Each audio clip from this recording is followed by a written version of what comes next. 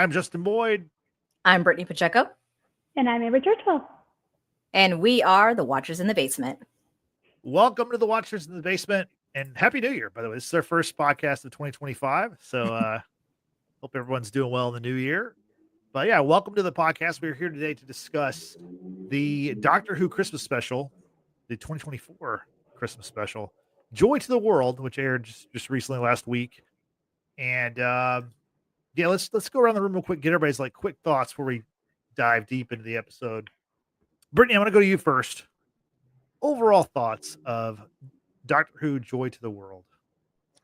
I love the new Doctor. I mean, having not watched any of Doctor Who prior to the specials that we covered earlier last year and whatnot, and really not having any knowledge whatsoever of Doctor Who and Time Lords and TARDIS and all these things, right? I've learned everything from here and with Amber, whom I love, and thank you, wife.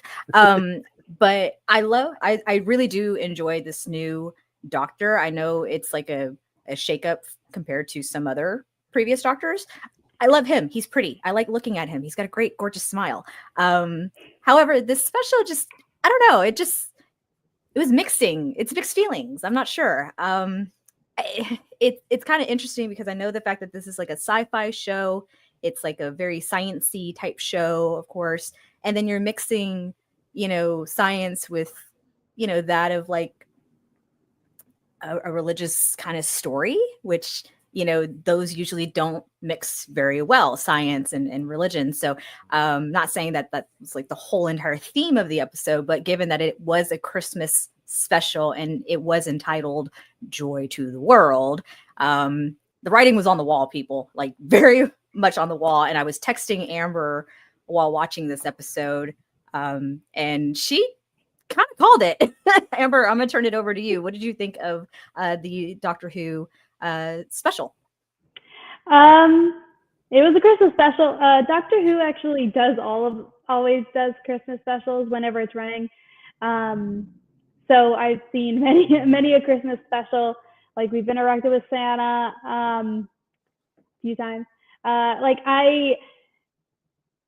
As far as Christmas special goes, I did think it was kind of fun to do something a little bit different because, like I said, you kind of do the chimney Santa, winter, snowy area thing all the time. So kind of finally being in a setting where, because I'm from a desert, I don't experience snow. So having finally a Doctor Who Christmas episode where there was very minimal, if snow, was kind of cool. But I thought it was interesting, and honestly, other than it taking place on Christmas, I didn't really see I know what you were saying. I get what you're saying about like the religion and the science. I get that, but I mean, he was a legit dude who happened to be born on that day, so it is like technically historic because they weren't getting into the actual religion of it all. They're just like, oh, hey, it just actually happened to be around that time. Cool. Which I think is pretty good. Also, with how we talked about it all last season, for the first season, that ever since he invoked superstition at the edge of the universe, outside the universe, things have been taking a little bit like mishing with not just supernatural, but also like other kinds of forces along with so instead of like Doctor Who in the past is very, very sciencey, not really much magic. But last season we had quite a bit of magic, and science, magic is just science we don't understand yet, kind of thing. So, I mean, I get it, but I know I liked it. It was okay, but the Christmas episodes are just kind of meh to me always. I just don't really care for the Christmas specials. And all Doctor Who fans can come at me for it. I'm sorry. There are so many other episodes I like better. I feel like the Christmas specials always take me out of the actual story of Doctor Who and just plops me in a 1 hour little special. And then the next season is back to the actual story and actual plot. Mm-hmm. So it kind of always feels disconnected to me. Yeah. So So what you're saying, typically they're kind of one-off kind of adventures. Although I believe last year the Christmas special is how we were introduced to the current Doctor, right? He Yes. one of the specials, yeah. So That was technically the first episode of the new season, and that was weird for it to be interconnected like that. yeah. Yeah, and so like you said, like this is the 15th. I mean, we're on the 15th Doctor. So Ncuti Gatwa is the 15th Doctor, and this is actually the 15th Christmas special since the show returned or had a revival in 2005. So, almost every single year there's a Christmas special. So this was kind of our first taste of actually watching around Christmas time. We did review last season's Christmas special, but we did it in the summer whenever the season started on Disney Plus. Last year was the first season to be on Disney Plus. I enjoyed it overall. To me, I felt like it was a lot. Like there were some parts, like the parts in the middle whenever he was like bonding with Anita.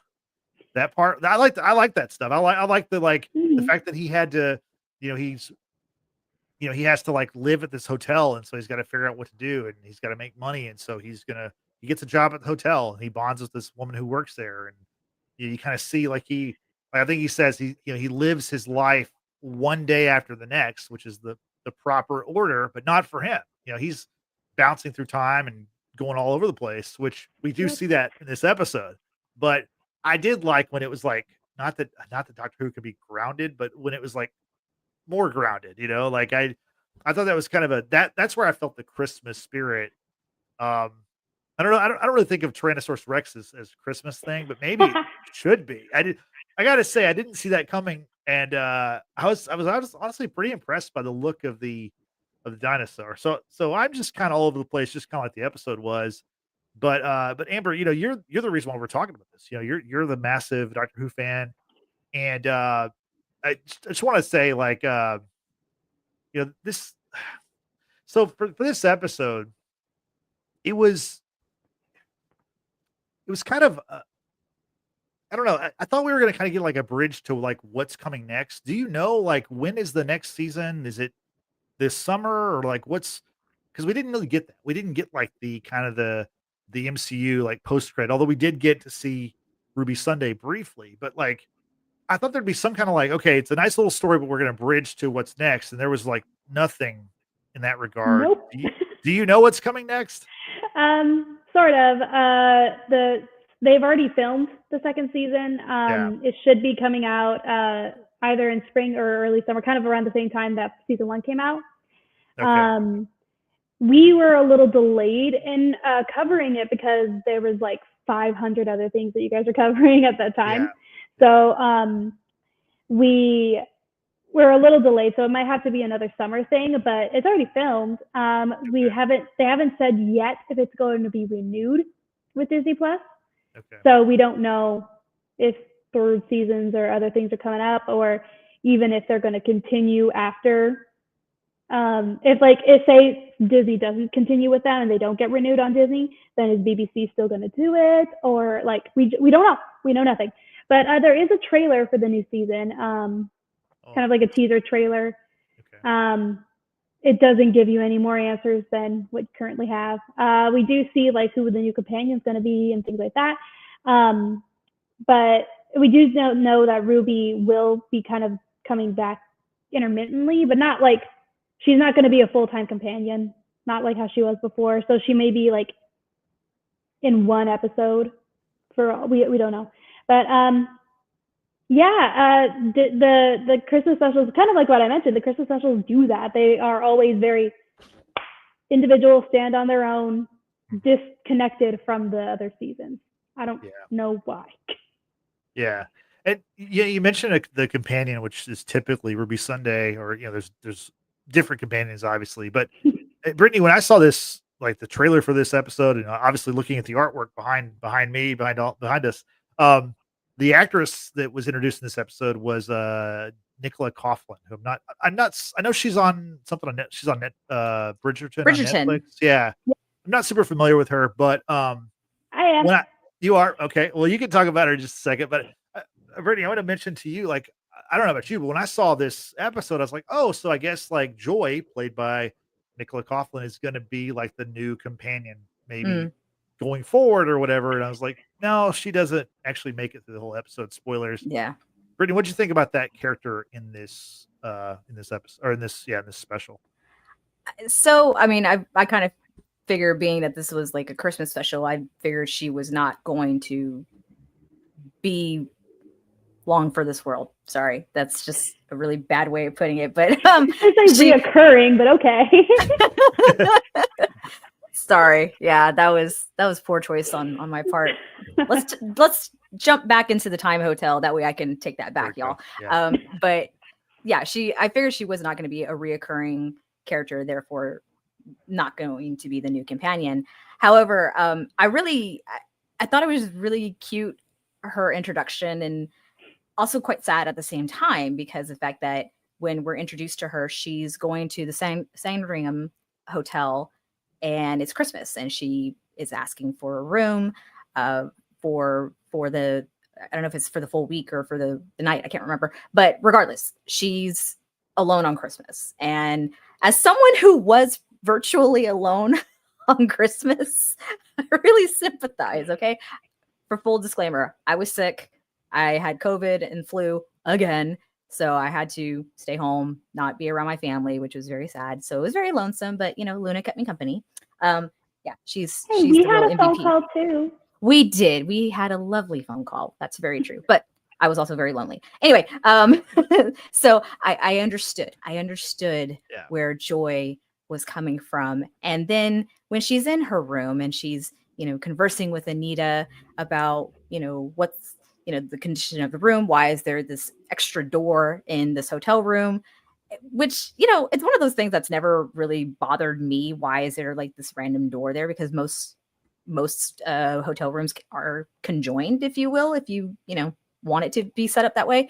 But then the fact that you have like a random person walk through said door, and initially I was just like, Anita's being way too cool about this whole situation. Like, has this happened before? Like, is she in on this kind of thing? And poor Joy was just kind of like, what the hell is happening? It's Christmas. Like, why is this happening? So, for someone whose name is Joy, she seemed very bubbly and what have you. She had a very sad story, a very, very sad story that I think really a lot of people can relate to. The situation that she explained was that on Christmas, she wasn't allowed to see her mother, who was in the hospital. It was during, 2020, when, the rules were very strict about visitors. And she, said what would be her last goodbye to her mother on an iPad before her mother passed. And it's like, that's so sad. That's so incredibly sad, incredibly lonely, heartbreaking, find all the words to describe it.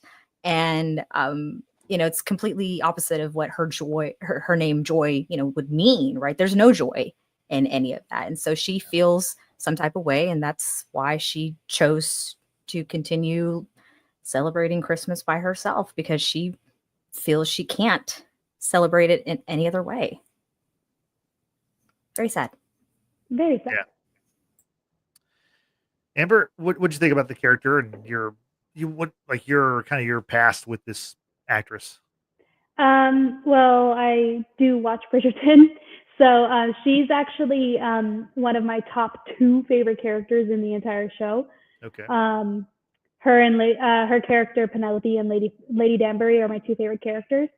I genuinely really like her as an actress, and every season, kind of like a brief rundown with Bridgerton, is it's a Regency era kind of, like Gossip Girl, but Regency, I guess.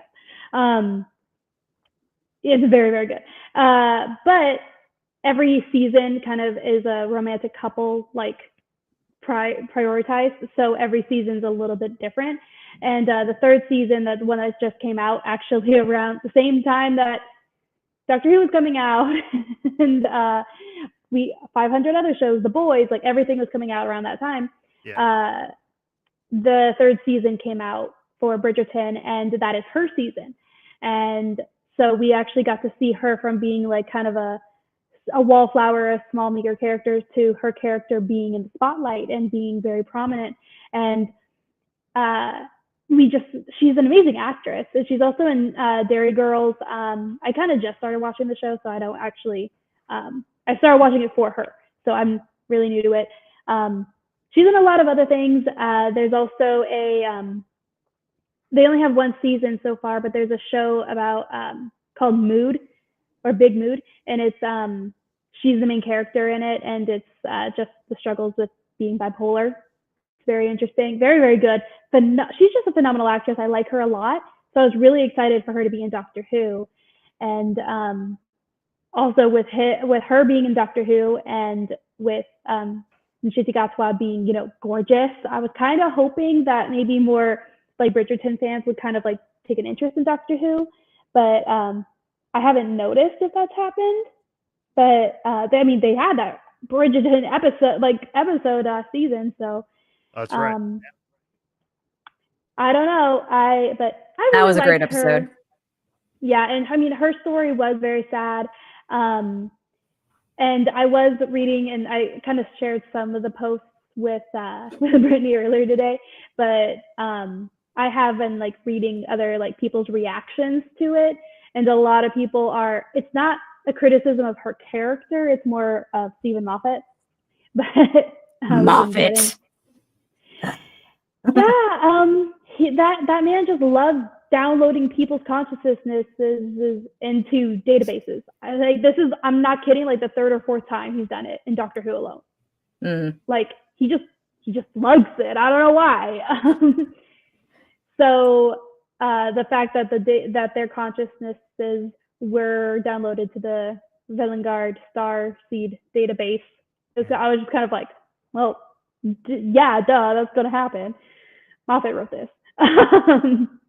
It was kind of expected, and I knew instantaneously she was not going to be in this world long, considering she got like instantaneous. And also, he didn't really spend that much time with the Doctor, to be honest. Mm-mm. Very, very little time. Honestly, he spent more time with Anita. But, right. Yes, he did. I really liked it, and kind of like Justin, what you were saying earlier, I liked how seeing the Doctor kind of trying to be a normal human. He's had to do that before. And there's, oh goodness, Brittany, you'll know, the guy who, Into the Woods, the baker, that guy, the actor. Dang it, what's his name? I've only seen Into the Woods once. Sorry, I'm being a hold on here right now. Anyway.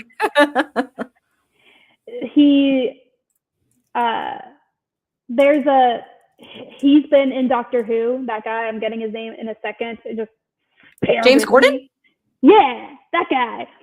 I know it if I hear it. James Gordon has been, he was in Doctor Who and he kind of was like a guest appearance. He showed up in like 2 or 3 episodes, but the Doctor had to live with him for like a year or 2. It was very, very funny, and then like in the following season we do see him again just randomly pop up, and that was kind of fun. But I really, really liked that episode, and not really because I care about James Gordon, but I just think the episode itself is very silly and fun, and I seeing him try to be normal. That was with the 11th Doctor with Matt Smith. So you guys, so it kind of reminded me of that, of course, gotcha. But less shenanigans. Yeah. Yep. Brittany, I don't know, like if you were looking for a drinking game from this episode, if you took a drink every time you heard the phrase, the star seed will bloom and the flesh will rise, you would have been hammered within like about, I don't know, 10 minutes into the episode. They said that so much, and I was like, probably this better have a massive payoff, because you're saying this over and over. Like it's another Moffat thing. That man loves catchphrases. It reminded me of Craven and Calypso. I have something to tell you, Calypso. Yeah.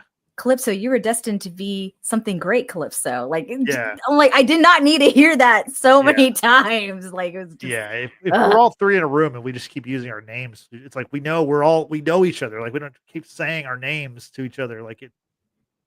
But that's a separate topic. Craven's so bad. Please don't see Craven. Please don't keep doing it. It's not as bad as Justin's It's- really making it out to be, but that it's part was worse, bad. honestly. That, God. It's worse.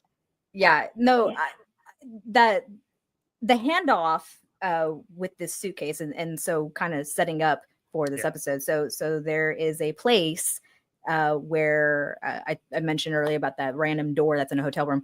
That place leads to something called the Time Hotel, where the Doctor is seen in the TARDIS, and he, cutely dressed in his robe, goes and gets milk for his coffee or tea or whatever it is, and this is like really great looking atrium of this hotel, and there's lots of floors, but every door is something specific to, I guess, the era that it's home to, right? So you have something from Julius Caesar, Stone Age, and various locations, right? Mm-hmm. And there's a guest that comes up to the counter who has like a handcuffed briefcase, and the behavior is just very odd, just very straightforward, very odd, and looking, I guess, in a way to hand off this suitcase to somebody else. And that phrase that you just said is something that's uttered from handler to handler to handler, because that briefcase does get handed off several times, including to one, and I can't think of his name, but he was in Game of Thrones, Justin. He was betrothed to Daenerys Targaryen at one point. Doesn't make it, but anyway, but he doesn't make it here either. He doesn't make it here either. It just hit me. Yeah, he's been typecast. Yeah. Also, in Our Flag Means Death. Yeah, okay. And he was also one of Corella's henchmen in the movie Corella, starring Emma Stone. But anyway, that's sidebar. But anyway, this particular. Yeah, I mean, I liked him fine. And, he kind of came through, right? He said he wasn't going to let the Doctor down, and he really actually did not. So all in all, the Doctor encounters this, that character, the guy that we were just talking about, who works for the hotel. He says, hey, we're going to team up. We're going to work together. We're going to figure out what's going on. There's something sus going on with this, guest, this suitcase. And then lo and behold, poor guy gets handcuffed. And what we end up learning was that every time the suitcase is handed off, the previous handler disintegrates. Yes. It's very not a great episode for a lot of people. Let's just be real, right? Joy to the world, Trev. My ass. So poor Trev. Thank you. Yeah, Trev. But he did tell the Doctor that he was going to do everything within his power to make sure he didn't fail him. Or at least, do at least not fail him, right? And sadly, he also is disintegrated, if you will. But he comes back. He comes back because his uploaded consciousness in the briefcase allows him to do lots of things that I don't fully understand, but he comes through. That's all that matters. He comes through. Science, magic, To me, that was the toughest part of the episode. All of the science-y, magic-y stuff. It was just like, there's so I was an art major. There was just too much of it. Like, a little bit's fine, but it just, I don't know. I felt like, is there going to be a test afterwards or something? Do I need to take notes? Or yeah. You kind of felt like it, because the fact that what was in this briefcase is a star that needed to be born. And what little I do kind of understand of science is that these things take time, right?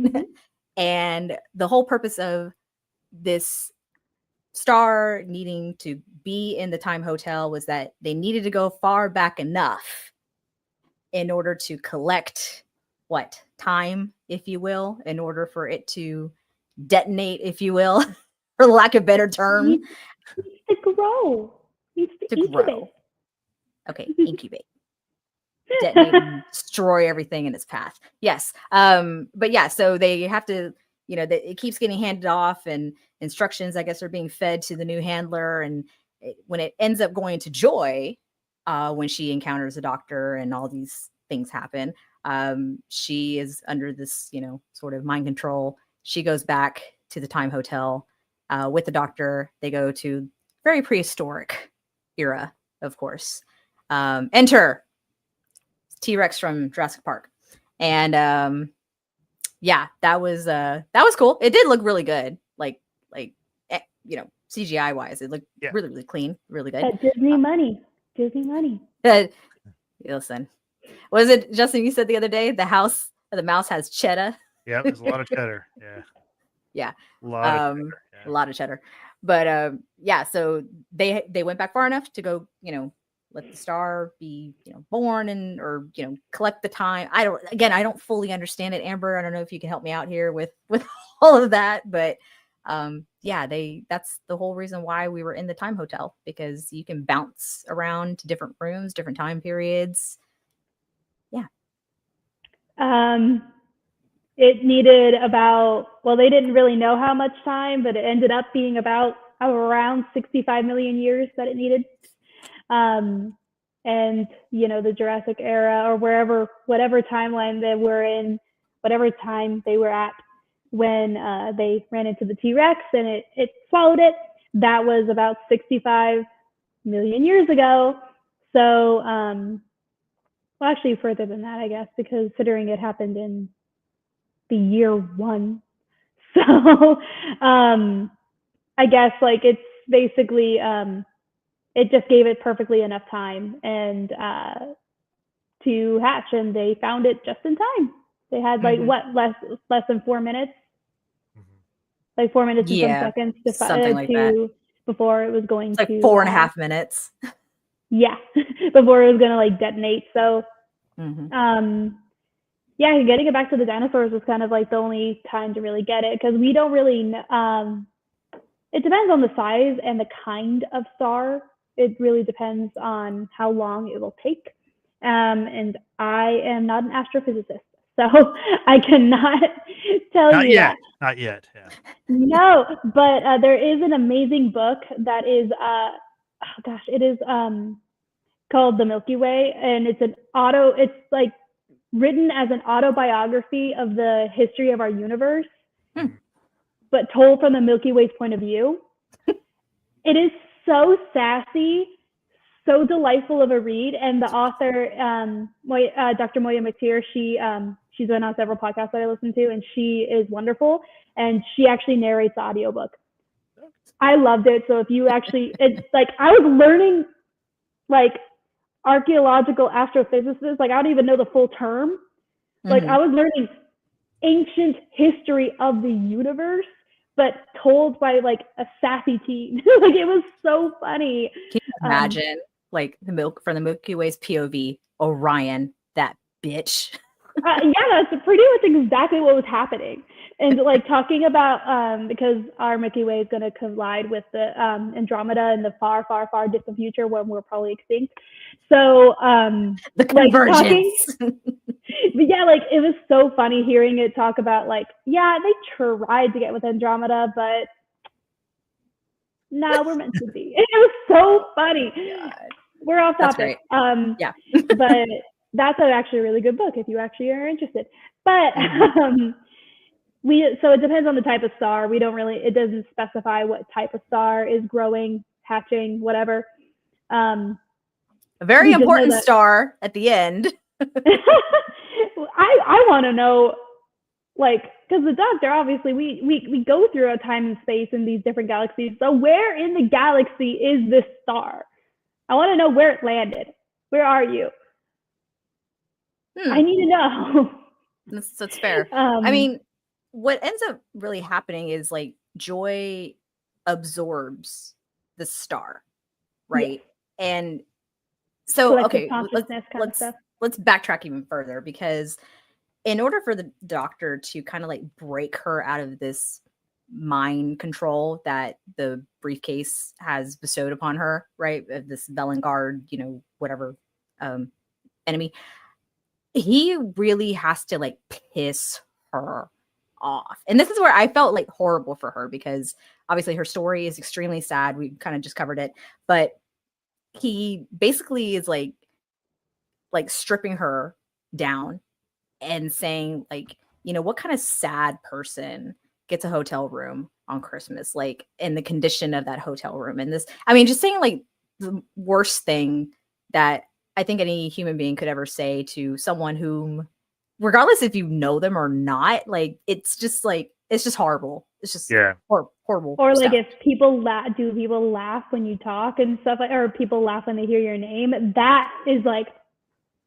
yeah. Well, to jump in on that, like the part where he's like the selection of a hotel room really says a lot about a person. I'm like, what? Like usually like if it's available, I mean like I don't like No. I can kind of agree with it. Having just gotten a hotel room earlier in December, I went cheap. Yeah. I'm cheap. No, but you're not cheap though. In that sense, I was, and it really did not go my way. I don't know. Like to me, that analogy or whatever, just I was like, that doesn't work. Like, I don't know. I've never thought about like, oh, I've got to pick the hotel room that like. The man lives in a spaceship. Can we trust his logic? True. And we didn't see a ton of the spaceship. We only saw the TARDIS like one time. I mean, we saw some mini TARDISes, but we didn't see. It wasn't very prominent in the episode. Oh my god! It just hit me why he painted that car blue. Also, his toolbox was a TARDIS too. Aw, that's adorable. Yeah. Anyway, it's pretty cute. But no, she didn't make much of an appearance this episode. She was kind of there are episodes. Oh yeah, well it's a she. Oh, okay. I'm just clarifying for people who come on, Brittany, come on. I'm just clarifying for people who may not get it. Yeah, she's in. There are a few episodes where she's been either very, very minimal or like it just happens. Or sometimes like the only was being a diva. She has abandoned them. She has ditched them before. God, yes, that's true. But anyway, so the doctor, like I said, you know, he's saying all these things to Joy, and you see her like just breaking. Like, you know, before she was this very bubbly, very like, you know, mind controlled individual, but then he's getting her out of that mindset, and she tells him the truth of what happened with her mother, and you know how she can't live with herself, knowing what ended up happening, and that's why she chooses to spend Christmas the way that she does. In the interim of it, the handcuff, unlocks. She's detached from the briefcase and what have you, and then everything else ensues, right? But she makes like this kind of speech to the doctor when he comes across her again, not in that prehistoric room, in a different room, right? Because they bounce around to different rooms, and she makes like this really big speech about, I guess, like who she is or what she's meant to do or something along those lines. I didn't fully like listen, sorry. But I was just, I think at this point, because Amber, you and I were texting, and you're like, is she joy to the world? Well, that's the title of the episode. What do you mean? I know. And she's like, I said it like, and I was like, is she the damn star of Bethlehem? Like I did say it. Like I can. She did. I have receipts. Yes, I can. Because like obviously, when I said she is joy to the world, like I sent it in cast, and then I was like, oh wait, that is the name of the episode. Yes. So I was like, in my brain, I'm like, that might not click with Brittany. So like, actually, let me say, she's the star. No. Yeah, I got it. Fully understood, but it was just really funny how she's like, I fucking called it. I did. Yes, you did. You absolutely did. I'm actually looking for the text messages right now. But anyway, go ahead. You are a super fan, so like that, I'm glad. I know, but it was really a weird stretch for them to go. Yeah, through, whatever. Yeah, I did not see that coming. Yeah. This is what Amber said. Is this the Star of Bethlehem? Are you fucking kidding me? You can tell what I thought about it. Oh my god, yeah, it was funny.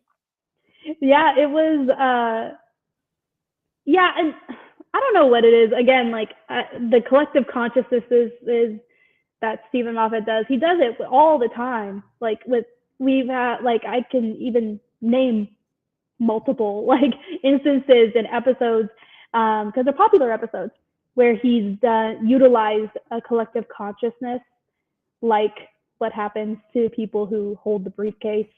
And we don't really know what, it's kind of a chicken and the egg situation. Like, because she kind of got connected to this star, and then she was the star literally at the year 1. And then like her mom named her Joy, and then she went back in time. So it's literally just going back and like, was Joy a star or was Joy a person before? We don't really have it. It's a chicken and an egg. Kind of the same situation about like how with the Doctor, with him getting the code. And he even talks about it, exactly what it is. It was bootstrapping. Because it's not, it just happened. Like, and he even says outright, he's just like, it happened at the beginning of the universe. No one makes a fuss about that. Moving on. Like, I kind of do like that they do have to have these like little bits of explanation for like new fans like you guys, because like we've covered many times in the first season, y'all aren't going to be as familiar with time travel as I am. Right. So I kind of like that they had to like clarify certain things for it. Right. I mean, this is a show that's been around for 61 years. It's the longest running sci-fi series of all time. And just want to mention, so Amber, you mentioned a little bit ago about how they've already filmed season 2. They filmed the Christmas special that we just watched. They filmed it back in October and November of 2023. So it's been in the can for over a year. I guess that's just like kind of what they do. That's their process with that TV show.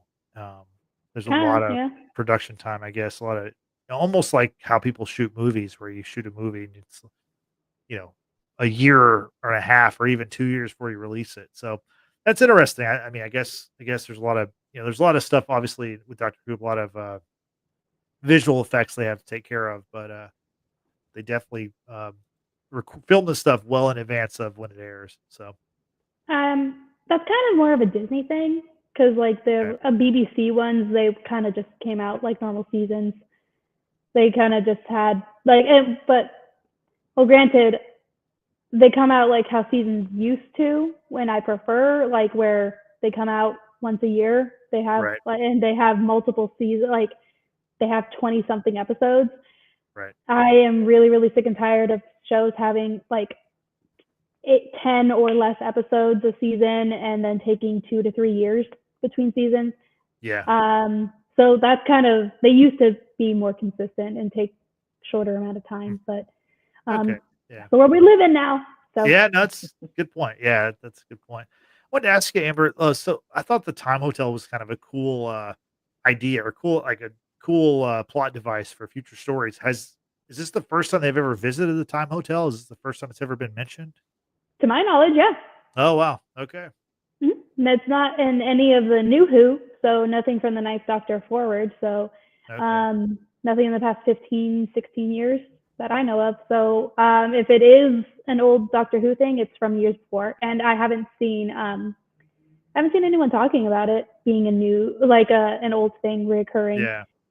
Villain Guard, of course, is, because just exactly like the Doctor says, every time that they've been brought up the past like 4 times, is an old enemy of his.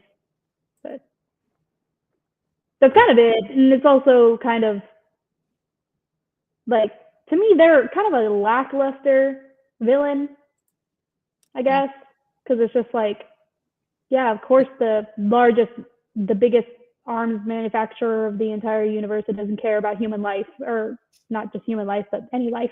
Of course, they're going to be the bad guys, and their name is Villain Guard. Like, there are so many Doctor Who villains that you could have picked. So why are we going back to Villain Guard again? Were there any Easter eggs that Brittany and I maybe would have missed that you caught that point to other things in Doctor Who history? Other than the TARDIS is not really. Him living a life on Earth, that's happened before. Him fixing things in weird ways, that's kind of what he does every time that he has to stay on Earth for a longer stretch of time. Him Oh, well, one of the doors was actually a Hobbit door from Lord of the Rings, Oh, like to a Hobbit okay. hole in the Okay. hotel. Yeah, it's kind of. I didn't notice that until I watched it again this watch through earlier this morning. But yeah, other than the little TARDISes, the long way around, that happens too. Like that's just a phrase that the Doctor has used before, and Doctor Who has used before. Like it's for you have to like actually live time in chronological order. Yeah. Just the long way around. That's just kind of the terms they use for it.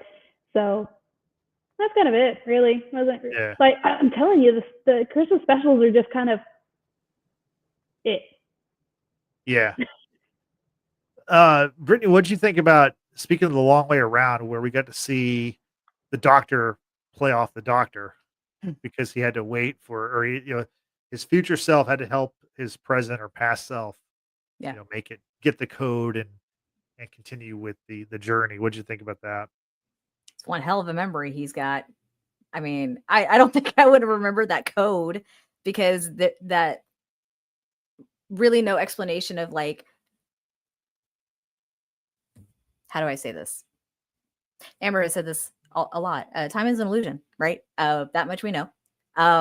And the fact that this seems to be cycling through, every 365 days, because the present Doctor who was visited by the future Doctor, had to wait to find out how to get the information that he needed, and then therefore became the future Doctor who visited the past Doctor. It's very confusing in a way, but like there was really no real telling of like, well, what do I need to do? How do I find out? It's like, you'll figure it out. It's like, he didn't figure it out. It's just, he just remembered everything. I mean, like, is that really figuring it out? So he waited for the opportune moment, to go and see himself and, like, what's the code? Oh, okay, it's this, and da-da-da. And they're like, wait a minute. It's like, you have to stay here. What? Like, it's just it's very confusing. But how he went off on himself, I guess you could say that, about how, this is why you're always alone. That's why no one likes you. Da, da, da. And it's like, I was like, well, what little I've learned about Doctor Who is he's very full of himself, right? Conceited, maybe, narcissist, thinks he knows everything compared to everyone else. Speciesist. Oh, okay, I don't know how to respond to that, but well, no, really, all the Time Lords are kind of like, they just think that they know better because they're Time Lords, and they are long-lasting, long-living, all-powerful compared to other basic, more humanoid chronological beings. So it's not really, it's more of like ingrained in him literally since he was a kid that, I'm literally biologically smarter than you, biologically more sensitized to you. Like, he sees in like 6 dimensions, but it's not just the basic dimensions like us. Like, he is biologically in his brain just kind of like, I am so much more advanced than you, that it kind of just happens that way. It doesn't, I don't think he's even really aware of it, but yeah, he can be. But to have like that real kind of self-reflection, this is why no one likes you. I was like, damn. Yeah, he has a lot of self-hate. That happens a lot too. We get to see it. It usually happens after a companion leaves, or a companion dies, or a companion gets separated, or a companion is forgotten or forgets. Like, it's he just spirals. That's why, and every single time that he's alone, people kind of notice that, and that's even why Joy said it's a very stereotypical thing to be told to the Doctor when he's alone, is like what she said at the end, right before she's like, you need to find someone. You can't be alone. You need to find someone, because the Doctor alone just kind of turns into a little psycho. I think it's an understatement, but anyway. But yeah, like that was just kind of like a funny conversation to have with oneself, I guess you could say.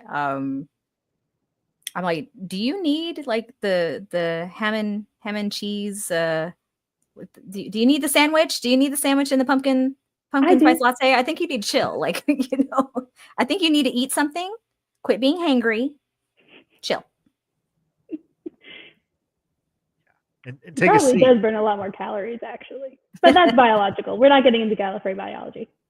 Oh God. Then he talked about how, he says, no one wants to be around you, and then he references the fact that he doesn't have a chair, and then that becomes a key part of the episode. He sees that empty chair, and then he sits there with Anita and talks to her throughout the year, and has this bond. I like that part of the episode. I thought that was the best part to me.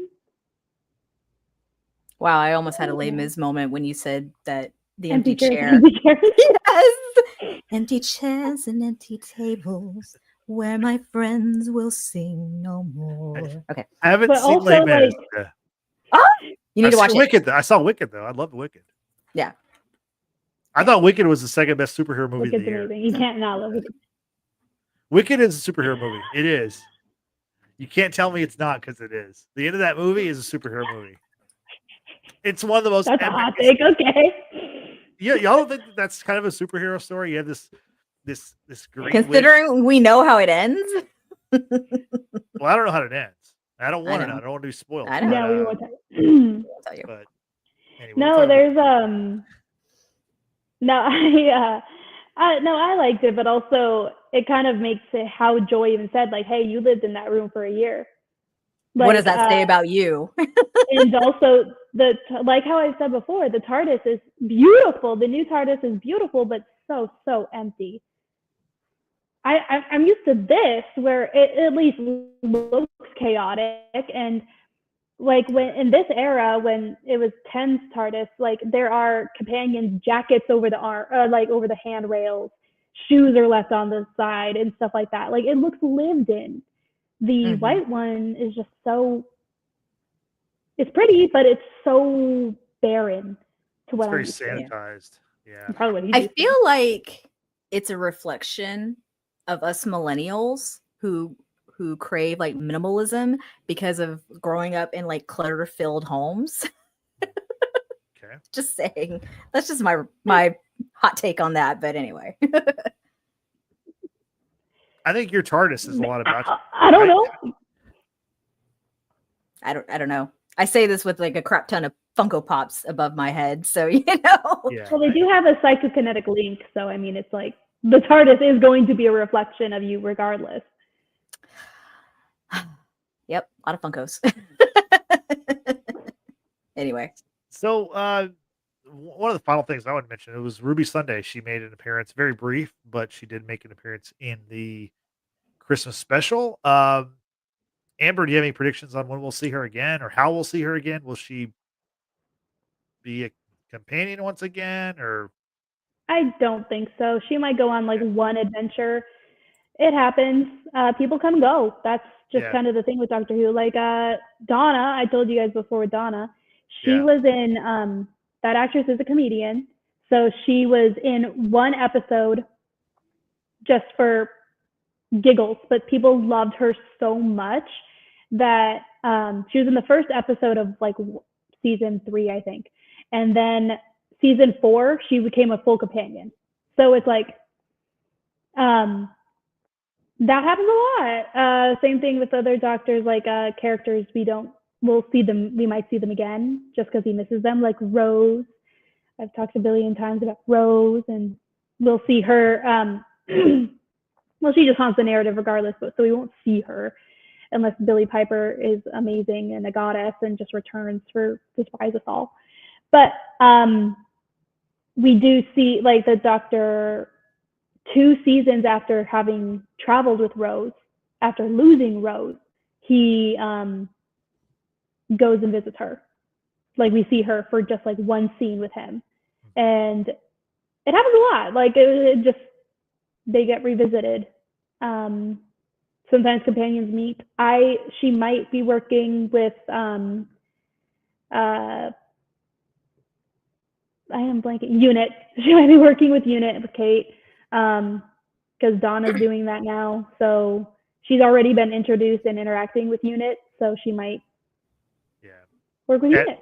At Avengers Tower, right? It really does look like Avengers Tower. Yeah, at Unit. So she might. Okay. That's I don't know. It could just happen that he just stumbles across, like that happened. That does happen before, like where he just happened, or where he's doing a one side quest or whatever, and his old companions happen to be shopping in the same store where he was with somebody else. Like it's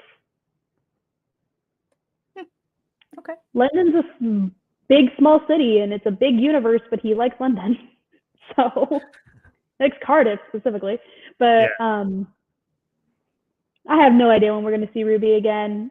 I know it's going to be in the next season. I just don't know for how long. I don't know how, anything like that. But I don't think she's going to be a full-time companion anymore. Okay. I just wanted to share because, like, the actress is pretty young, like early 20s, maybe 20 years old or something like that. So I figured maybe she was going to be a key character for seasons to come. But we shall see. Brittany, any final thoughts on the Doctor Who Christmas special, Joy to the World? Yeah, I don't.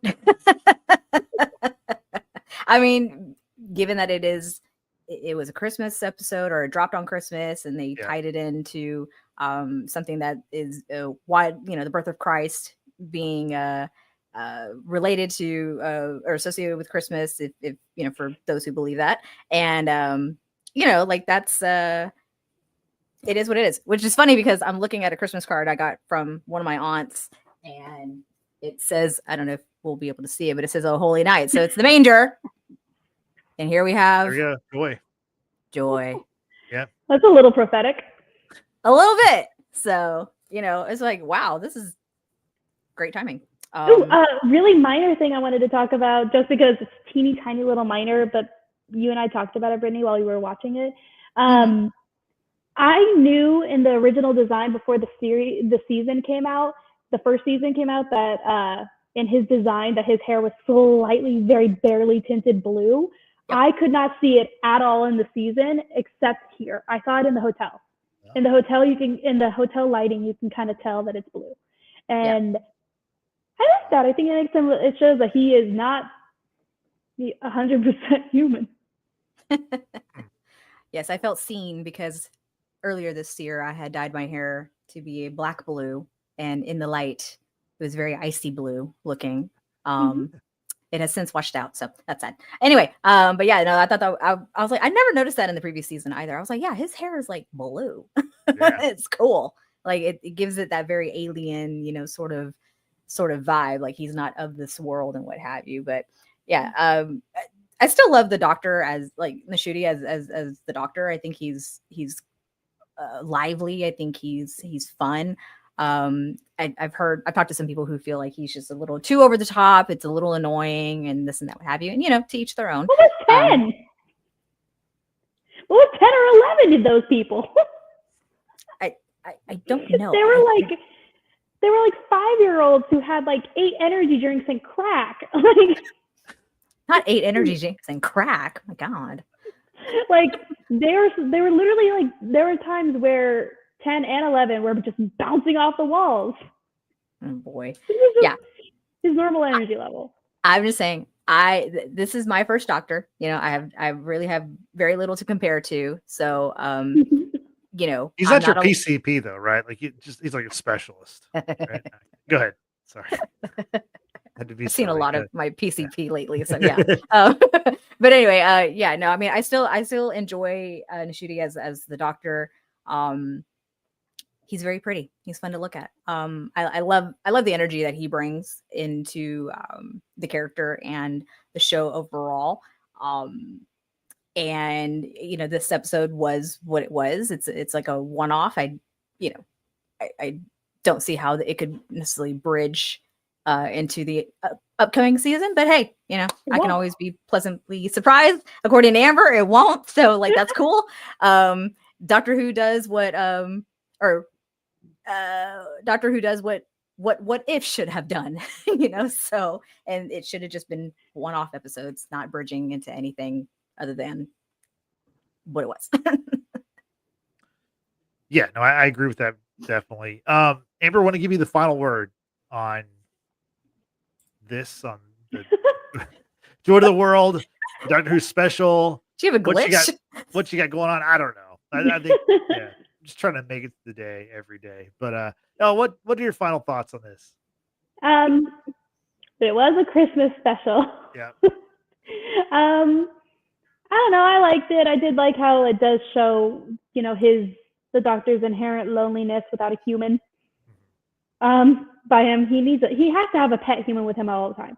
It's a thing. But like how he in the hotel he carried out 2 mugs just on instinct, like that. I don't know. It's just showing his. Yes, go ahead. Really quick, I don't know if we touched on this. Talking about human pet Anita.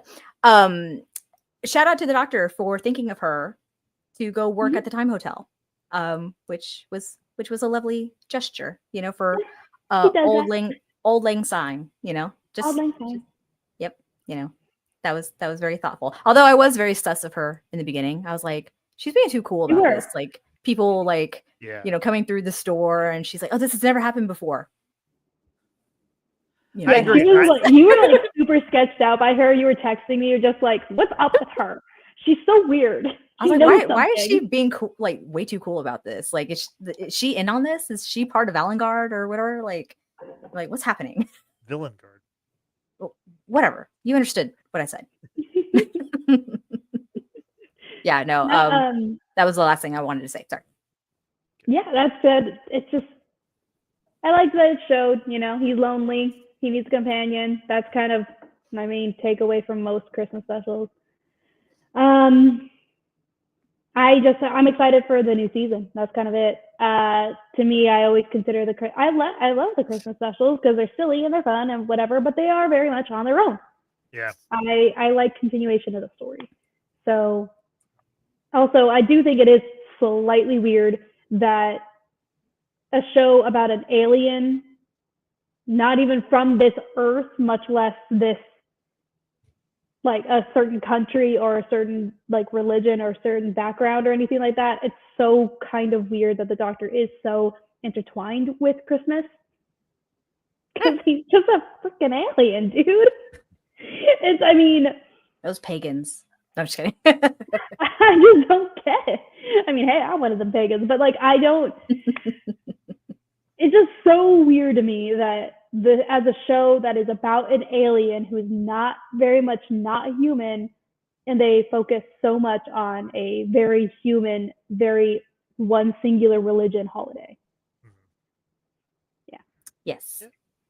Yeah, that's just a little odd, but it's just what they do. Very well said. Yep. So yeah, we look forward to reviewing the upcoming season of Doctor Who whenever that is, likely over the spring or summer, like Amber said. So we'll be definitely checking that out. And Amber, it's always great to have you on the podcast. It's been a while, so great to have you back. By the way, you also have your own YouTube channel, and like for you to promote that and all your social media handles, all that good stuff. Please plug away. Yeah. I have a YouTube channel called Olive Amber's Wands. It is because said Olive Amber's Wands, but like spelled like Olive Amber for those listening to the pod. Anyway, it is a podcast about the wands and wand lore from the Harry Potter universe, but I go into a bunch of other wands and the history, symbolic, and cultural meaning of those wands. I actually as of today have I breached 300 last week subscribers. So I currently, thank you. I currently have 316. So yeah, I've had over 30 new subscribers since not 30. No, I can't count. That's hard. Because I was stuck at 273 for most of the past 2 years. And the fact that I am now at 316 is pretty intense. I'm pretty excited about it. All thanks to a unboxing video that I did for the Yule Ball. But I am going to be going back and doing more videos soon, hopefully. So if you like Harry Potter, you like wands, or you just want to hear me talk about niche interest things for a while, head over there. If you want to talk to me about anything, because I have a lot of special interests, you can find me at All of Amber's Wands on TikTok and Instagram. But yeah, I have a lot of interests. I'm a bit of a nerd. Well, it's great. Always great to have you on the podcast. We appreciate you joining us. And Brittany, of course, it's always great to have you here. Now people know what we thought about the Christmas special for Doctor Who. We want to know what we want to know what the audience thinks about it. And Brittany, what's the best way for people to reach out and tell us? Hey, we always enjoy having conversations happen in our live chat as we do our live stream. So we invite everyone to take part in our next live stream. We've got other podcasts coming your way. We've got a football podcast that happens weekly. We've got Landman coming up next week as well. Frank and Marcy will be back to discuss the episodes. Oh gosh, I don't even know anymore. Episodes 6, 7, and 8, I believe. So if you're into Landman, join us next week for our pod. But before you do all that, go and click that subscribe button, hit that like button, hit that notification bell. That way you know the next time we're going to go live, and you won't miss out on any of our live chats that you are going to join, because we enjoy the engagement. Shout out to King B. Johnson, who joins us for pretty much all of our pods. Like, you the MVP. Happy New Year. Yep. Hope you had a wonderful New Year thus far. And to those who have popped in, maybe haven't participated in the live chat, we appreciate you being here. It means a lot to us. And we're on the road to 500. So once again, hit that subscribe button. We're at 428 at time of recording. And we also have social media. You can find all the links down below in the description box. And also we've got audio podcasts when I remember to upload, available to you on Apple Podcasts and Spotify. Be sure to give us a follow and give us a 5-star rating. Thank you, Brittany. I appreciate it. So for Brittany and for Amber, I'm Justin saying thanks for watching. Thanks for listening. We will see you next time. Have a good night. Once again, Happy New Year.